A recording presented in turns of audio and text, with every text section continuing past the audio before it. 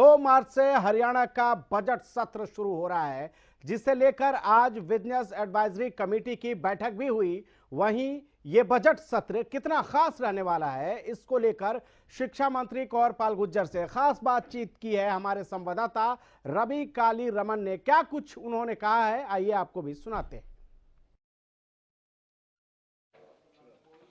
2 मार्च से बजट सत्र की शुरुआत होने जा रही है और उसी पर चर्चा करने के लिए मेरे साथ शिक्षा एवं संसदीय कार्य मंत्री कंवरपाल गुर्जर साहब मौजूद हैं। सर, जो 2 तारीख से बजट सत्र शुरू होने जा रहा है, तो किस प्रकार का पूरा शेड्यूल रहने वाला है इसमें? देखिए, 2 तारीख को महामहिम राज्यपाल जी का अभिभाषण होगा और 7 तारीख तक उस पर चर्चा रहेगी। 7 तारीख को माननीय मुख्यमंत्री जी उस पर जवाब देंगे। 8 तारीख को माननीय वित्त मंत्री जी बजट प्रस्तुत करेंगे और 14, 15, 16 उस पर चर्चा रहेगी। 21 तारीख को माननीय वित्त मंत्री जी उस पर जवाब देंगे और 22 तारीख तक सेशन चलेगा। जो अन्य विधायी कार्य हैं तो 22 तारीख तक वो सारे के सारे पूरे किए जाएंगे। इस बार एक नया प्रयोग करने जा रहे हैं बजट सत्र पे, कमेटियां अपनी रिपोर्ट सौंपेंगी। क्या है ये पूरा जो मसला और किस हिसाब से ये पूरा काम करेंगी? कमेटियां को क्या आज़ादी है और किस प्रकार से ये पूरा काम कर पाएंगी?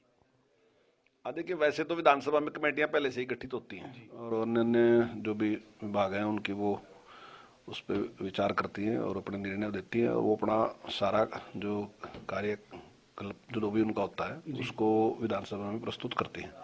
लेकिन अब की बार माननीय मुख्यमंत्री जी ने एक नया प्रयोग और शुरू किया है। वैसे तो मुख्यमंत्री जी ने जब ये सरकार बनी और वो वित्त मंत्री बने तो सबसे पहले उन्होंने ही इस प्रकार का प्रयास किया था कि सभी विधायकों को बुलाकर उनके से सुझाव लिए थे कि आप बजट में क्या चाहते हैं, तो और उनके सुझाव को उन्होंने शामिल भी किया था। ऐसा नहीं कि केवल सुझाव लिए थे। और जब बजट प्रस्तुत किया तो माननीय मुख्यमंत्री जी ने चर्चा भी की। जब इस टाइम बोले तो उन्होंने बताया था कि ये फलाना फलाने विधायक ने इस विधायक ने इस प्रकार का सुझाव दिया था, उनके सुझाव पे इसको हमने इसमें शामिल किया। और माननीय वित्त मंत्री जी ने और जनता के साथ भी संवाद किया, उनसे भी उनकी सलाह मशवरा किया। अब की बार भी माननीय मुख्यमंत्री जी जनता के साथ भी सलाह मशवरा किया, जो इंडस्ट्री है उसके साथ ही सलाह मशवरा किया और विधायकों से भी कहा कि उनके सुझाव क्या है वो अपने सुझाव दें। उनके सुझाव के साथ साथ अब माननीय मुख्यमंत्री जी ने कुछ कमेटियां गठित की हैं। उन कमेटियों को ये कहा गया कि ये जो बजट है आप इस पे विचार करें, कहाँ आपको लगता है कि कहाँ बढ़ाना घटाना कुछ ऐसा चाहिए, अगर कुछ थोड़ा परिवर्तन उसमें करना चाहते हैं तो आप अपना सुझाव दें, हम पास करने से पहले उस पर विचार करेंगे। तो मैं समझता हूँ ये अच्छी परंपरा है और इसमें पूरा हाउस, यानी कि केवल सत्ता पक्ष नहीं, केवल सरकार नहीं, पूरा हाउस के ऊपर विचार करें। हम सब जो लोग चुनकर आए हैं, हम जनप्रतिनिधि हैं और जनता के लिए काम करना ही हमारी ड्यूटी है। तो अगर हम सब मिलके जनहित का कोई भी विषय उठाते हैं और उसको सरकार उस पर विचार करती है, शामिल करती है, तो मैं समझता हूँ अच्छा प्रयास है, बहुत अच्छा प्रयास है, एक अच्छी परंपरा शुरू होने लग रही है। तो हम सब जनता के लिए हैं, चाहे वो सत्ता पक्ष है चाहे विपक्ष है।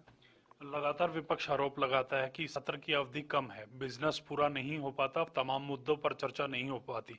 इस बार लगभग 10 सिटिंग हैं, तो क्या लगता है जो बिजनेस है उस बिजनेस के हिसाब से जो सिटिंग्स हैं वो काफी हैं? नहीं, बिल्कुल। देखिए, अब विपक्ष को कुछ पकड़ा है। अब जब वो सत्ता में थे तो उस टाइम देखते कि कितना टाइम उन्होंने हाउस चलाया। तो और जब से ये सरकार बनी 7 साल से, 7 साल में कभी भी आज तक किसी भी विषय पर आज तक सरकार ने कोई कंजूसी नहीं की। एडजमेंट मोशन जैसा जब विषय आता है आमतौर पे सरकारें उससे बचती हैं, लेकिन हमने कभी उससे अगर कोई विषय इस प्रकार का था तो हमने उसको स्वीकार किया और उसमें 2 घंटे का टाइम होता है, लेकिन हमने उस पर 4.5 घंटे तक भी चर्चा कराई है। एडजमेंट मोशन के अलावा और भी इस प्रकार के विषय हैं जहां लंबी चर्चा सरकार ने कराई है। जितना टाइम जो इजाजत देता है उससे भी लंबी चर्चा हमने कराई है और हमने कहीं भी इस प्रकार का सरकार ने कोई प्रयास नहीं किया, पूरा टाइम दिया है। और अभी तक मैं समझता हूँ अगर हम पिछला सारा का सारा वो देखें तो उससे ज्यादा टाइम जो है वर्तमान जो विधानसभा अध्यक्ष हैं या पहले जो भी हैं हमने उनको दिया है। सर, 2 सवाल शिक्षा पर भी कर लेते हैं। एक, कोरोना अब कंट्रोल में है, स्कूलों की क्या स्थिति है, किस प्रकार से स्कूल चलाए जाएंगे?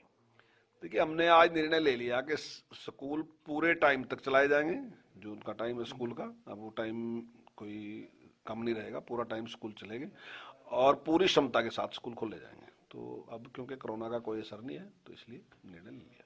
सिलेबस लगभग कंप्लीट नहीं हो पाया, तो ऐसे में क्या आने वाला जो जो एग्जाम होने हुए हैं बच्चों के अगले महीने में, तो उसमें सिलेबस में कुछ कटौती की जा सकती है? देखिए, अभी तो प्रयास हमारा यही रहेगा कि हम सिलेबस बच्चों का पूरा कराएं। अगर थोड़ा सा अतिरिक्त टाइम भी लगाए कि अगर हमें पूरा करना पड़ेगा तो हमारा प्रयास यही रहेगा, लेकिन जैसी परिस्थितियां होंगी उस परिस्थितियों के हिसाब से निर्णय ले लेंगे। एक कहीं ना कहीं प्राइवेट स्कूलों की जो मनमानी की बात आती है सामने, नए जब भी शैक्षणिक स्तर शुरू होता है तो उसमें फीस की जो बढ़ोतरी है वो लगातार की जाती है, या फिर ड्रेस जो कोड है वो बार बार बदला जाता है, तो इसके लिए भी कोई ठोस कदम आपकी तरफ से उठाए गए हैं सर?